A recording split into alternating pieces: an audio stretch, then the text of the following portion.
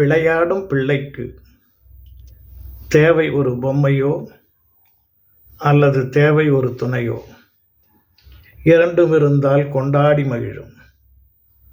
அதுபோலத்தான் வாழ்கின்ற மனிதனுக்கு வாழ்வதற்கு தேவை எது? அவனீட்டும் பொருளா, இல்லை மற்றவர்கள் தருகின்ற உதவியா?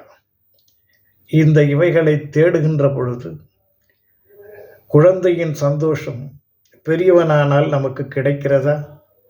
இல்லை, கிடைக்கும் என்று நம்புகிறோம். அதற்காக நாம் முயற்சிக்க வேண்டாமா? முயற்சி பலனில்லை என்றால் சோர்ந்து விடுவதா? சோர்வும் சோம்பலும் தான் மனிதனுக்கு பகை. எதிர்பார்ப்புதான் ஏமாற்றமும் இருக்கிறது என்பதை உணர். வாழ்க்கையில் முன்னேற ஒரு படியேறு. ஒரு அடி கால் எடுத்து முன்வை. சறுக்கினாலும் பரவாயில்லை, சமாளித்து நில். நீ நினைத்தால் உனக்கு எல்லோரும் நண்பர்கள்.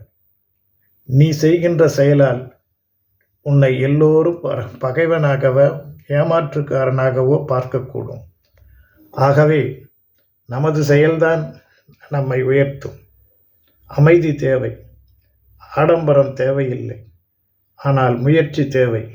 தனக்கென்ற ஒரு பொறுப்பு தேவை, உத்தியோகமும் தேவை. உழைத்தால்தான் உலகம் போற்றும். உழைத்திடு மனிதா, உழைக்க நீ முயற்சி செய். இறைவன் அருள்வான். எப்பொழுதும் இந்த பிரபஞ்சம் உனக்கு துணையாயிருக்கும். எல்லாம் இன்பமயம்.